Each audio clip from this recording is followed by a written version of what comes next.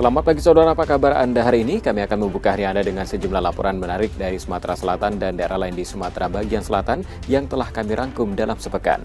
Selain berita utama tadi, masih ada informasi menarik lainnya akan kami sampaikan untuk Anda. Bersama Sarobiansyah, inilah Kompas Sepekan selengkapnya di Kompas TV, independen, terpercaya.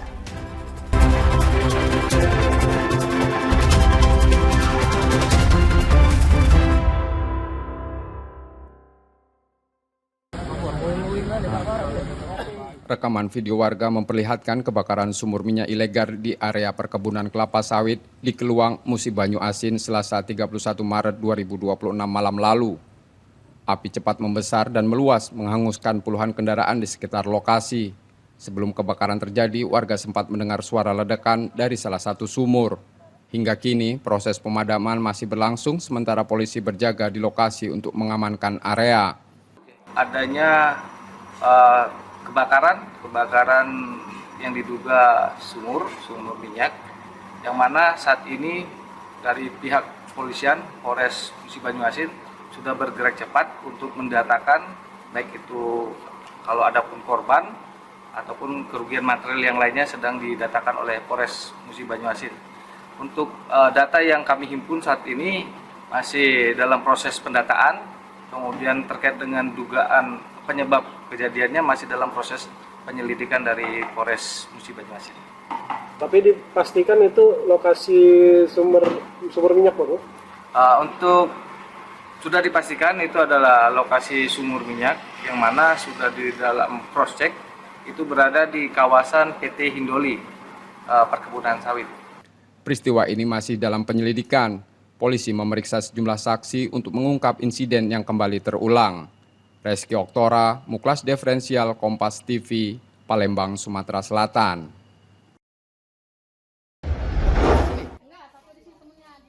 Penganiayaan terjadi di sebuah tempat hiburan di kawasan Wailuni, Panjang, Bandar Lampung. Seorang pemilik usaha tewas akibat luka senjata tajam, sementara satu pekerja perempuan mengalami luka dan dilarikan ke rumah sakit. Peristiwa bermula saat korban terlihat cekcok dengan dua pria. Keributan sempat dilerai, namun pelaku kembali menyerang dengan senjata tajam. Serangan tersebut menyebabkan satu korban tewas di lokasi, sementara korban lainnya terluka. Polisi telah melakukan olah tempat kejadian perkara dari insiden tersebut. Langsung keluar minta tolong sama warga. Taunya sih dia udah bercucuran darah keluar itu. Rubuh langsung cepet lari ke sini. Lari. Luka kan? Iya, sama ini anak buahnya. Anak buahnya kena di sini, di muka sama di sini. Luka juga. Kita ada dua. Itu ada dua orang. Dua orang. Perempuan dua, laki dua tamu ya. Yang tamu dua orang, yang kerjanya dua orang. Oh, yang dua korban itu jadinya? Iya. Insiden ini masih dalam penyelidikan untuk mengungkap pelaku dan motifnya. Roma Afria Idam, Kompas TV, Bandar Lampung, Lampung.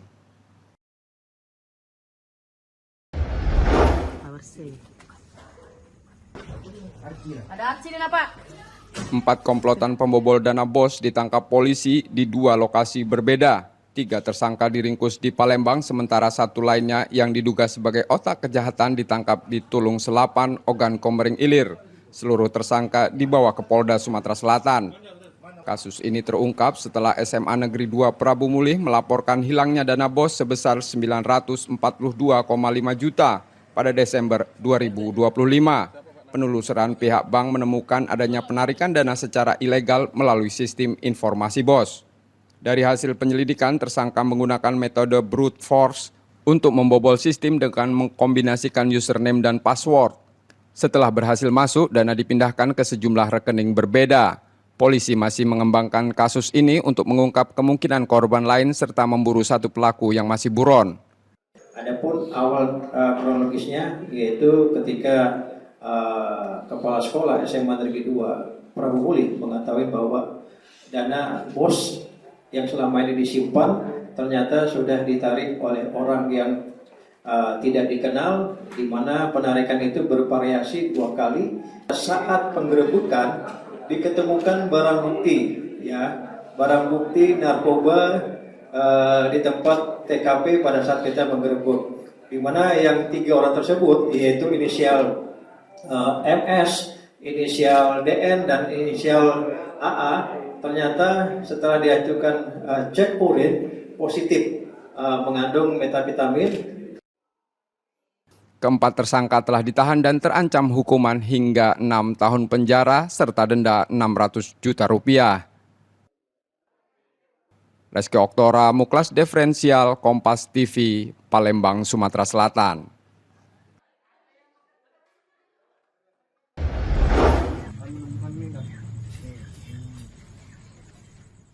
BA ditangkap polisi di kediamannya di Kacang Pedang, Pangkal Pinang karena diduga terlibat peredaran narkoba. Dalam penggeledahan, polisi menemukan 877 gram sabu yang dikemas dalam berbagai paket serta 187 butir pil ekstasi. Narkoba disembunyikan di sekitar kandang ayam. Dari hasil pemeriksaan, tersangka mengaku telah menjalankan aksinya selama sekitar 4 bulan dan seluruh barang tersebut merupakan miliknya. Kemudian melakukan pengembangan dengan melakukan penggeledahan ke rumah yang bersangkutan. Jadi dalam rumahnya itu ternyata ada tempat-tempat yang memang dijadikan sebagai tempat penyimpanan narkotika jenis sabu dan ekstasi. Sehingga di dua tempat yang berbeda, di rumahnya di Jalan Adiaksa di Pangkal Pinang, dari dua tempat yang berbeda, kita juga berhasil menemukan barang bukti lainnya dengan total 877 gram dan 187 butir ekstasi yang disembunyikan, disimpan di seputaran kandang ayam. Kini tersangka dan barang bukti ditahan dan disita di Polda Bangka Belitung untuk proses hukum lebih lanjut. Tersangka terancam hukuman hingga 20 tahun penjara. Nanda Ardiansyah, Kompas TV, Pangkal Pinang, Bangka Belitung.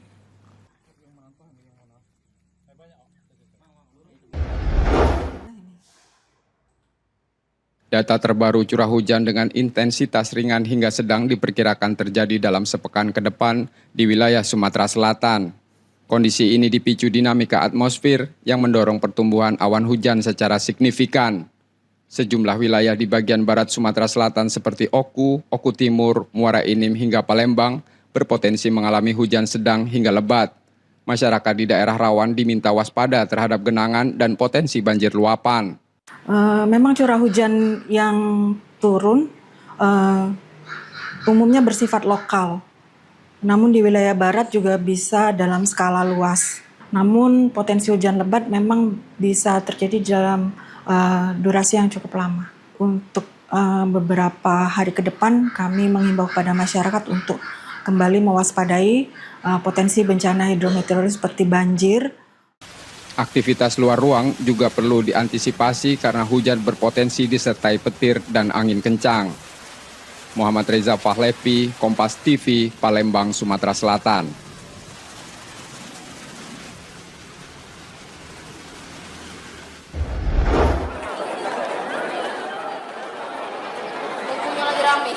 Kementerian Pan-RB sebelumnya meminta pemerintah daerah mengusulkan kebutuhan ASN tahun anggaran 2026 paling lambat 31 Maret. Namun hingga batas waktu tersebut, pemerintah Provinsi Bengkulu memutuskan meniadakan rekrutmen CPNS tahun ini. Keputusan ini diambil karena belanja pegawai telah melampaui batas maksimal 30% dari APBD, sesuai ketentuan pemerintah pusat. Pemerintah Provinsi Bengkulu kini fokus mengoptimalkan kinerja ASN yang ada melalui penataan organisasi dan peningkatan kapasitas SDM. Kita sudah rapat dipimpin oleh Pak Sekda, kemudian Pak Inspektur, Asisten 3, kemudian Kepala BKD dan Kepala BKAD. Hasilnya bahwa, termasuk juga maksud kami Kepala Biro Organisasi, bahwa dari hasil rapat itu diketahui bahwa sampai saat ini belanja pegawai kita itu sudah lebih dari ambang batas 30% yang dipersyaratkan oleh Kementerian Dalam Negeri. Hingga rapat kemarin memutuskan bahwa pemerintah Provinsi Bengkulu tidak mengajukan formasi untuk aparatur sipil negara di 2026. Saat ini, jumlah pegawai di lingkungan pemerintah Provinsi Bengkulu terdiri dari PNS serta P3K penuh waktu dan paruh waktu. Bayazir Al-Raihan, Kompas TV, Bengkulu.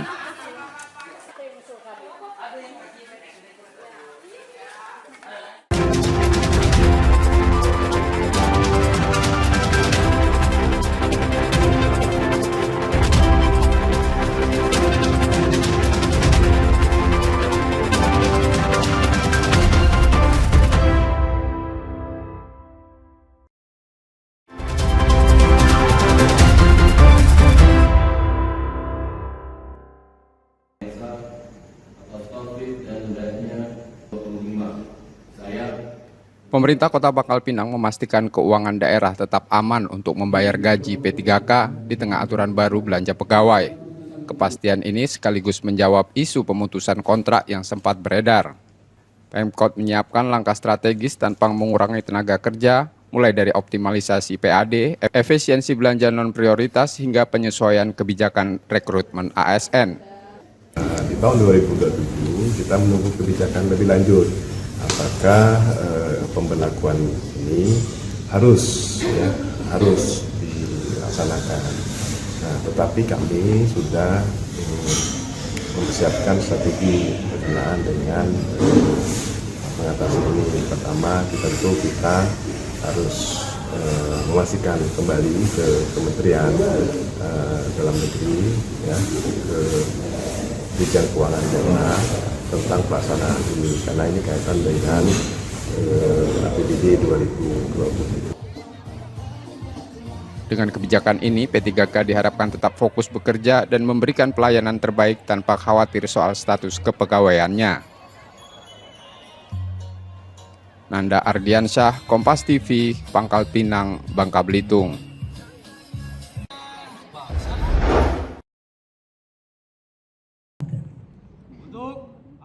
Gubernur Bengkulu Helmi Hasan melarang kepala daerah melakukan PHK terhadap P3K melalui surat edaran tertanggal 1 April 2026.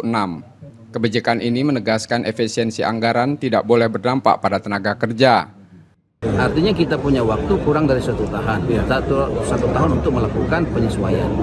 Langkah apa yang dilakukan sudah kita melakukan, misalkan sekarang ini dalam tahapan, insya Allah dalam waktu dekat perampingan OPD. Karena perampingan OPD ini menjadi salah satu solusi untuk menekan angka belanja pegawai.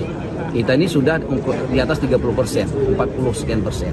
Tetapi hitungan kita insya Allah di tahun 2027 itu bisa kita tekan sesuai dengan amanah undang-undang yang setelah disahkan oleh pemerintah pusat dengan DPR RI di bawah 30%. Pemda diminta menekan belanja pegawai secara strategis tanpa mengganggu pelayanan publik, salah satunya melalui penataan organisasi perangkat daerah. Bayazil Ar-Raihan, Kompas TV, Bengkulu.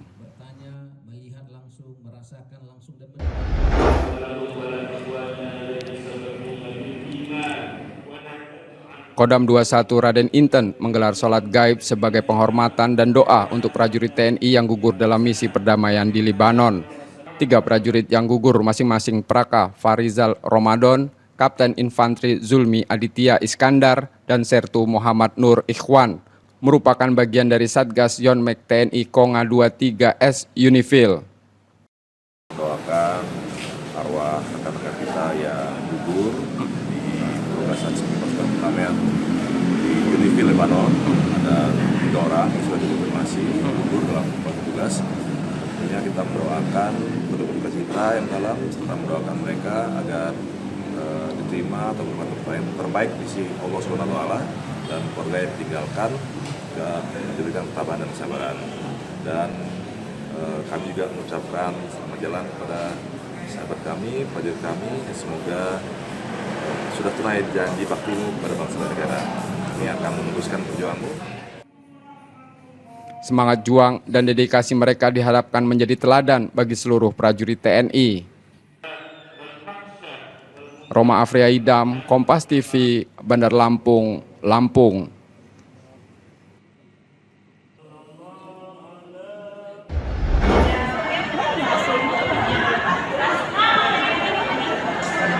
Bersama PMI Kota Palembang dan Dharma Pertiwi Daerah B menggelar aksi donor darah di Kesdam 2 Sriwijaya pada Kamis 2 April 2026 pagi.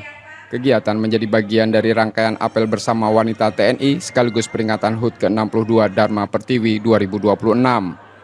Aksi kemanusiaan ini melibatkan istri prajurit dan PNS TNI dari matra darat, laut, dan udara di wilayah Sumatera Selatan. Suasana penuh kepedulian tampak saat para peserta secara bergiliran mendonorkan darah. Donor darah digelar serentak secara nasional Mabes TNI. Secara nasional, kegiatan menargetkan lebih dari 13.000 pendonor, sementara di wilayah Dharma Pertiwi Daerah B mengumpulkan 725 pendonor. Kodam 2 Sriwijaya dari Persit, Pia, Jala, Wan TNI-nya, Wara, Koal, dan Koat, berhasil mendonorkan darahnya sebanyak 725 orang. Dan tadi setelah kegiatan Vikon seluruh Indonesia didapatkan 13.000 sekian kantong darah, dan itu adalah rekor muri. Selain memperkuat solidaritas, kegiatan ini juga membantu memenuhi kebutuhan stok darah di Palembang yang masih terbatas. Membantu untuk stok darah kita di PMI Kota Palembang, karena sebenarnya stok darah kita ini yang dibutuhkan adalah 7.000 kantong, sedangkan pada kenyataannya hanya berkisar 1 bulan itu sampai 5.000 kantong, jadi masih sangat banyak sekali kekurangannya. Aksi ini diharapkan mampu menumbuhkan kesadaran berbagi sekaligus menghadirkan manfaat nyata untuk masyarakat yang membutuhkan. Tim Liputan, Kompas TV, Palembang, Sumatera Selatan.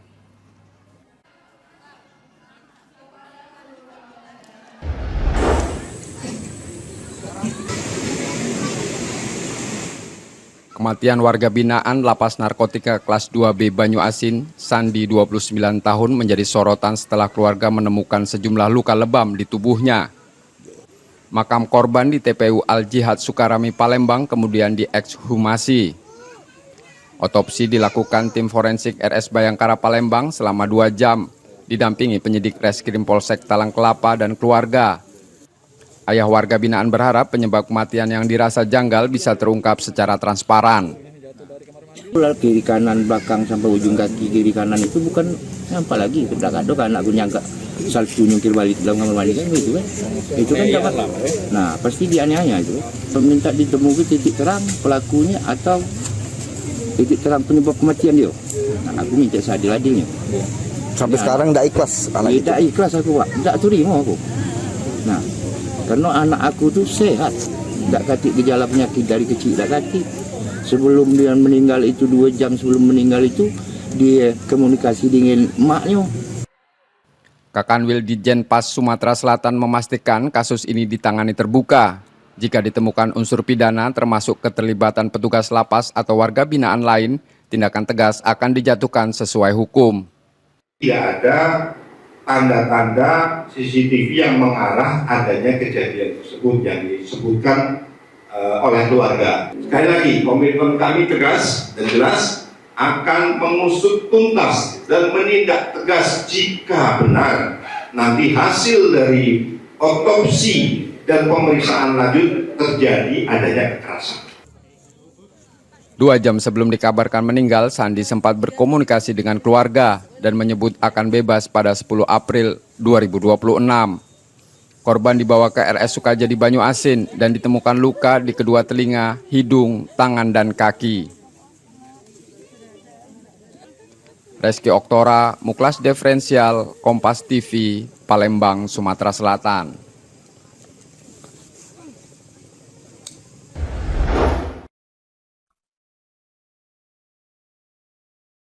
Pelaku pencurian sepeda motor merusak 3 kunci pagar untuk masuk ke halaman rumah warga lalu membawa kabur 1 unit motor. Aksi ini dilakukan bersama rekannya yang berjaga di depan pagar sambil mengamati situasi. Peristiwa yang viral di media sosial ini terjadi di Jalan Masjid, Sukarami, Palembang, Sabtu 29 Maret 2026 dini hari lalu. Pemilik motor, Herman, baru menyadari kendaraannya hilang pada siang hari setelah sempat mengira digunakan anaknya lalu memeriksa rekaman CCTV. Diduga pelaku telah mengintai lokasi sebelumnya. Motor dibawa keluar dengan cara diangkat pada bagian depan lalu didorong. Kita jam 2-an kalau di CCTV. Tidak terdengar suara aneh-aneh? Tidak. Mati. Suara pagar. Iya, biasa kan ini pintu bunyi. Iya. Omongan juga ada keringan juga. Sekitar jam 2 itu. Jadi wong duo pelakunya siko nunggu motor siko eksekusi. Ya, eksekusi.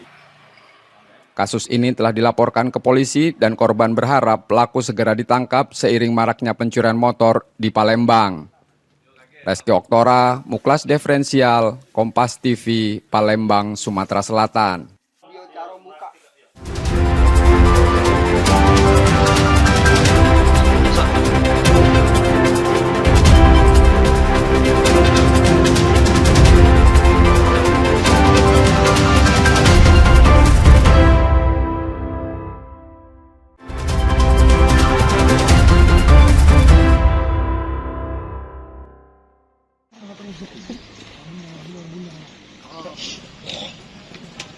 Seorang pria Dede ditangkap di kediamannya di Tobo Ali, Bangka Selatan usai dilaporkan melakukan kekerasan pada istrinya. Peristiwa terjadi saat korban baru bangun ketika pelaku diduga meluapkan emosi akibat cemburu. Aksi tersebut bukan kali pertama. Korban sebelumnya disebut telah beberapa kali mengalami perlakuan kasar. Pelaku mengaku mencurigai istrinya berselingkuh meski tanpa bukti pasti. Kekerasan dalam rumah tangga. Selanjutnya setelah dilakukan serangkaian pemeriksaan baik terhadap saksi, pelapor dan terduga pelaku, selanjutnya ditetapkan sebagai tersangka. Kemudian untuk pasal yang disangkakan adalah pasal 44 ayat 1 Undang-Undang RI nomor 23 tahun 2004 tentang penghapusan kekerasan dalam rumah tangga dengan ancaman hukuman 5 tahun. Untuk motifnya diduga cemburu. Saat ini pelaku menjalani pemeriksaan di Polres Bangka Selatan. Ia terancam hukuman maksimal 5 tahun penjara. Nanda Ardiansyah, Kompas TV, Bangka Selatan, Bangka Belitung.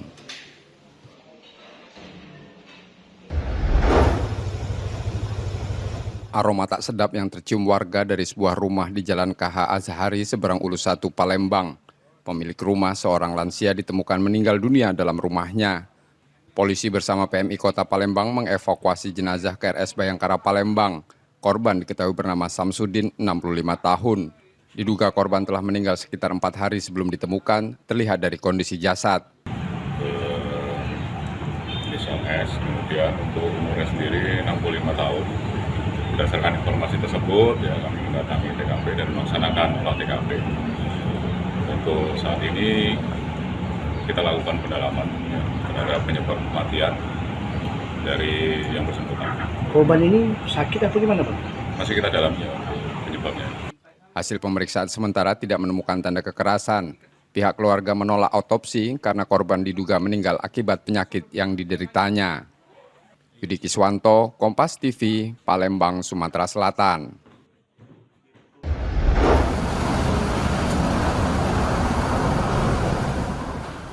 Pemerintah memastikan harga bahan bakar minyak subsidi maupun non-subsidi tidak naik per 1 April 2026. Kepastian ini disampaikan Menteri Sekretaris Negara pada 31 Maret 2026. Sebelumnya, isu kenaikan harga BBM sempat membuat peningkatan antrean di sejumlah SPBU termasuk di Jalan Demang Lebar Daun, Palembang. Antrean terlihat lebih panjang terutama di jalur pengisian Pertamax. Warga memahami dinamika ekonomi global, namun berharap pemerintah tetap menjaga daya beli, khususnya bagi kelompok menengah ke bawah. Kalau kami sebagai masyarakat ini resah juga sih, antri lah panjang sampai ke depan sana masih harga naik tuh lah kan. Inilah panas ini kan, ini nggak panas ini, antrian panjang. Sebagai masyarakat ini bakal jadi beban kan, tambahan apalagi sekarang kan ekonomi ini sulit, nyari duit sulit. Nah BBM nak naik pula, nah, tambah kami yang kalangan menengah ke bawah ini kan tambah sulit. Ya minta kalau bisa subsidi yang Pertalite tetap dipertahankan oleh pemerintah. Kita sebagai rakyat biasa ya apapun kita terima itu. Kondisi sulit. Mengingat kondisi dunia sekarang tidak baik-baik saja itu. Tapi ya saya juga harus menggenjot penghasilan. Harapannya supaya ekonomi kita makin bagus, ada pengendalian harga. Dengan kepastian ini, masyarakat diimbau tetap tenang dan tidak melakukan pembelian berlebihan. Muhammad Reza Pahlevi, Kompas TV, Palembang, Sumatera Selatan.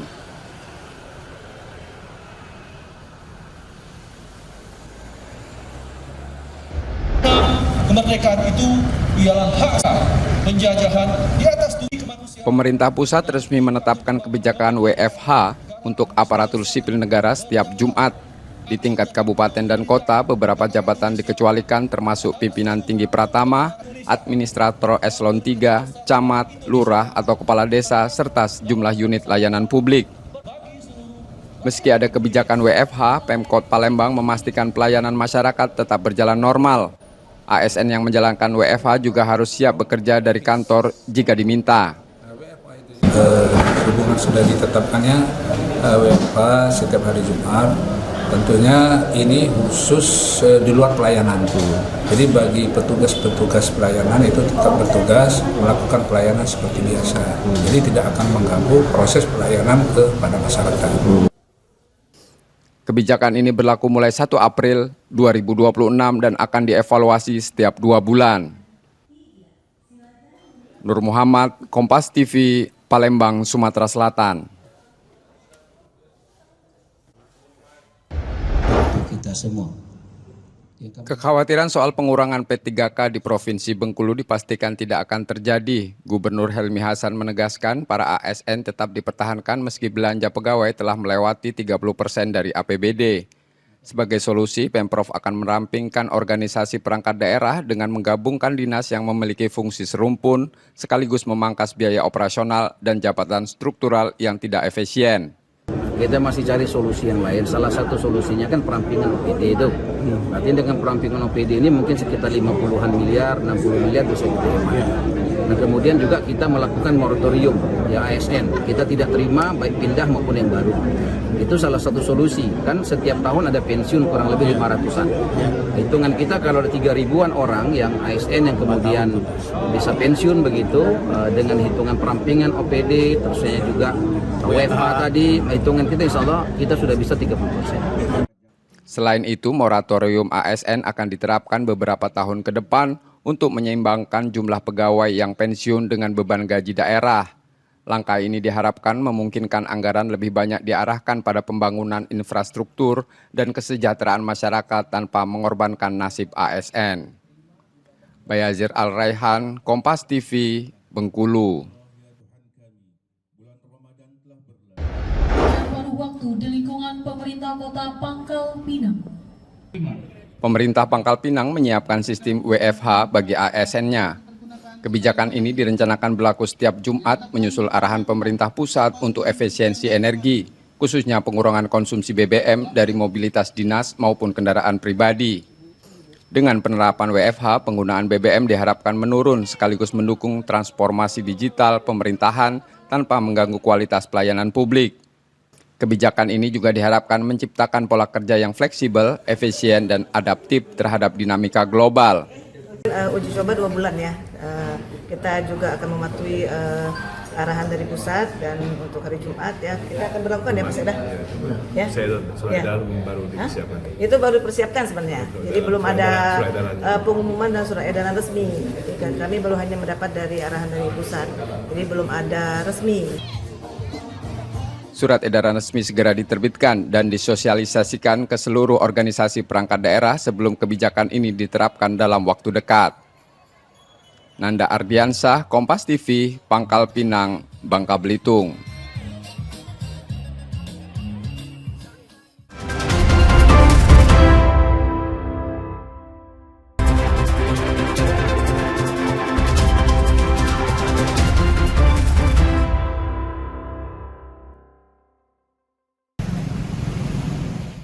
Pasca Idul Fitri, pelaku usaha makanan di Bandar Lampung mengeluhkan sulitnya mendapatkan minyak goreng curah di pasaran.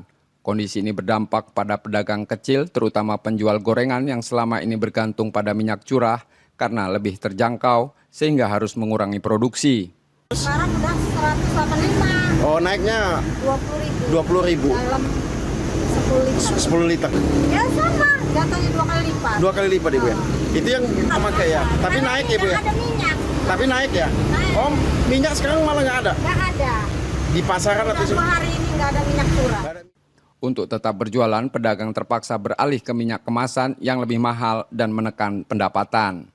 Roma Afria Idam, Kompas TV, Bandar Lampung, Lampung.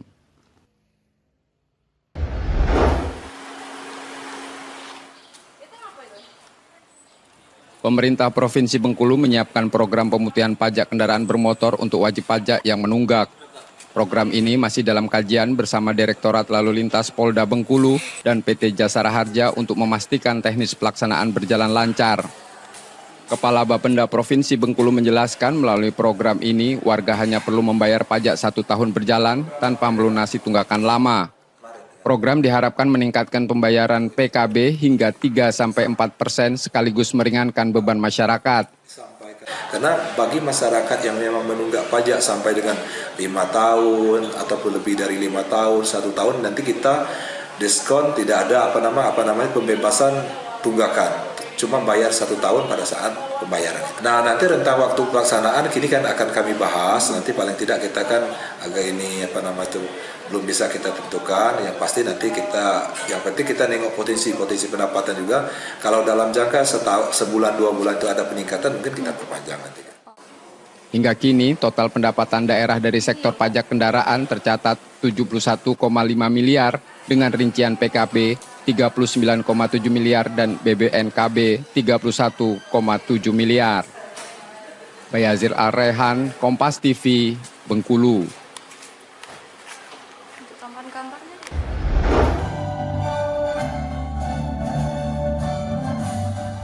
Pemerintah pusat menerapkan kebijakan WFH, aparatur sipil negara, setiap Jumat sebagai upaya penghematan bahan bakar minyak. Menanggapi hal ini, pemerintah Kota Palembang telah lebih dulu mendorong ASN menggunakan transportasi umum saat berangkat kerja sebagai bagian dari efisiensi energi yang sudah berjalan. Kita sebenarnya sudah lama ya. Pertama, kita membuat edaran untuk memanfaatkan transportasi publik. Berupa apa itu? Naik LRT. Makanya seluruh pegawai kita minta di minggu kedua, di hari Selasa, para pegawai yang lebih kurang 23.000 ini naik LRT, naik transportasi publik. Yang ada teman bus silakan naik, yang naik feeder silakan naik. Jadi ini juga dalam rangka mengurangi BBM-nya. Selain itu, Pemkot Palembang juga tengah mengkaji opsi lain termasuk mendorong ASN menggunakan sepeda atau moda ramah lingkungan pada hari tertentu. Nur Muhammad, Kompas TV, Palembang, Sumatera Selatan.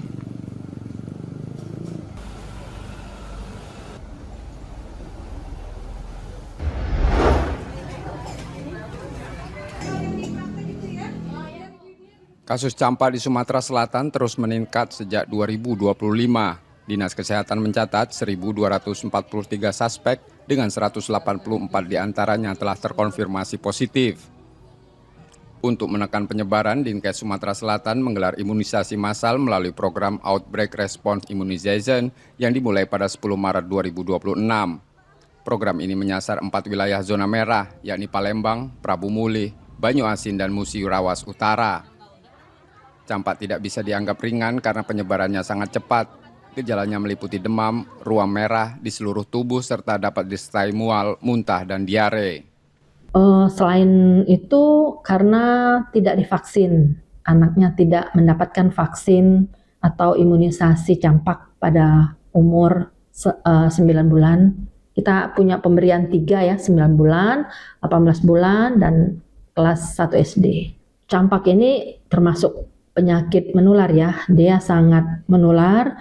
Lebih menular dari COVID. Kalau COVID, 1 orang bisa menginfeksi 3-4 orang. Kalau campak ini, 1 orang dia bisa menginfeksi 16-18 orang. Masyarakat diimbau segera memeriksakan anak ke fasilitas kesehatan jika muncul gejala, serta menerapkan pola hidup bersih dan sehat, dan melengkapi imunisasi campak. Muhammad Reza Pahlepi, Kompas TV, Palembang, Sumatera Selatan.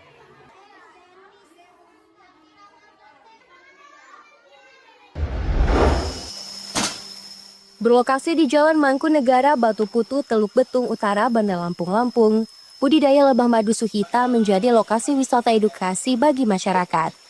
Di sini, pengunjung yang datang bisa belajar memahami cara kerja lebah dalam menghasilkan madu yang sehat dan berkualitas.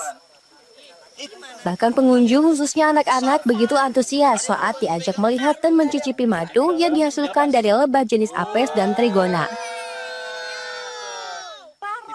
Pengunjung mengaku momen liburan lebih berkesan saat datang ke lokasi budidaya lebah madu. Selain memberikan nilai edukasi bagi anak, juga suasana alam yang asri dan sejuk juga cukup menyenangkan. Biar tahu dengan detail, karena kan ternyata sistem kerjanya lebah kan pinter ya gitu. Jadi anak-anak jadi tahu tuh nggak cuma bisa makan madunya doang gitu, asalnya dari mana gitu. Beda sama yang di toko-toko gitu. Ternyata beda banget. Ya. Memang sengaja cari yang ada fun-nya, ada edukasinya juga. Dan ternyata dekat dari rumah, nggak tahu kita. Suyadi, selaku pemilik rumah edukasi budidaya madu Suhita mengatakan, usahanya ini dibangun sejak 2016 lalu di atas lahan yang awalnya tandus bekas galian batu. Kecintaannya akan lebah madu sejak kecil membuatnya belajar lebih dalam untuk memahami sistem budidaya hingga ke Australia.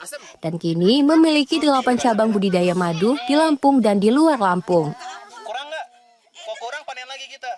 Sebenarnya dulu bukan untuk tempat edukasi, memang ini farm keluarga ya, farm pribadi untuk menghasilkan madu untuk keluarga gitu kan. Tapi sering berjalan waktu, saudara, kawan-kawan datang sini menikmati alam, kemudian ternyata di sini banyak lebah ya, jadi mereka tertarik untuk membeli madunya. Dari peneliti ya, dari wisatawan ya, dari akademisi, dari anak-anak yang magang juga. Pengunjung itu dari Palembang, dari Bandar Lampung.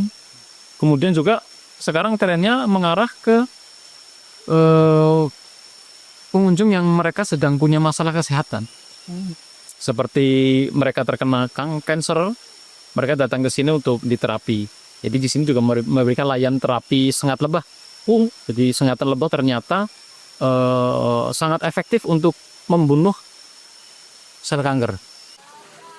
Untuk harga madu yang dijual tergantung dari kualitas lebah dan nektar, mulai dari Rp25.000 hingga Rp500.000 per botol berukuran 350 ml.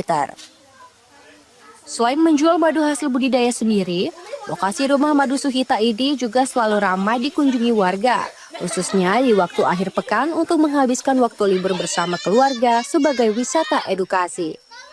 Roma Freidam, Kompas TV, Lampung.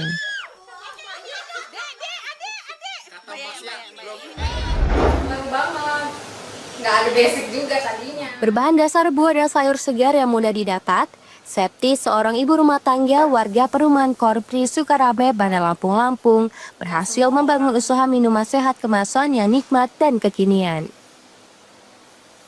Ide bisnisnya ini berawal dari keinginannya untuk memberikan asupan makanan sehat kepada sang anak yang kurang suka mengkonsumsi sayur dan buah tertentu.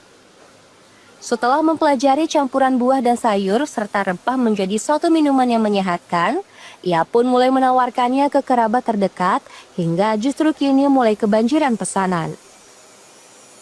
Proses pembuatannya pun cukup sederhana. Mula-mula buah dan sayur serta rempah pilihan yang sudah dibersihkan, ini ditimbang sesuai takaran agar menciptakan rasa yang sesuai. Septi sengaja tidak menambahkan air, gula, dan pengawet, atau hanya memanfaatkan sari buah dan sayur menggunakan mesin pengekstrak demi menjaga kadar nutrisinya. Ya, dulu awalnya itu bikin jus hanya untuk konsumsi anak-anak aja, karena anak-anak susah makan sayur gitu kan. Cold press juice ini dibuat tanpa menggunakan campuran gula ataupun pewarna, pengawet, tanpa bahan lain gitu. Jadi benar-benar murni sari buah saja. Kalau jus ini dibuatnya lebih baik karena dengan teknik cold press juice ya, dia tanpa blender, jadi tanpa pemanasan di blendernya, insya Allah kadar nutrisinya sama vitamin-vitaminnya tidak rusak karena proses pemanasan di blender gitu, jadi dia lebih alami. Banyak manfaat baik bagi kesehatan dari minuman sari buah, sayur, dan rempah yang diberi nama Sweet Drink ID ini. Di antaranya kaya vitamin dan mineral, tinggi antioksidan, menetralkan racun dalam tubuh, melancarkan pencernaan, dan menyeimbangkan gula darah hingga manfaat baik lainnya. Septi biasa menjual minuman sehat ini dengan harga mulai dari Rp15.000 hingga Rp48.000, tergantung dari ukuran kemasan. Yang dalam sebulan, ia mampu menjual lebih dari 250 botol dan hasilnya bisa menambah nilai ekonomi keluarga. Putri Alivia Fitra, Rian Evinarta, Kompas TV, Lampung. Informasi tadi menjadi akhir dari Kompas sepekan hari ini. Saudara, media adalah pilar yang menjaga keseimbangan informasi. Dengan menonton program berita di Kompas TV, Anda membantu memastikan media terus ada, menyajikan berita yang dapat dipercaya. Kembali kami ingatkan bagi Anda yang ingin berbagi informasi, kritik ataupun saran, dapat mengakses media sosial kami di @KompasTV Palembang. Akhirnya, saya Robin pamit, Kompas TV, independen terpercaya. Terima kasih sudah menonton, selamat berakhir pekan dan sampai jumpa.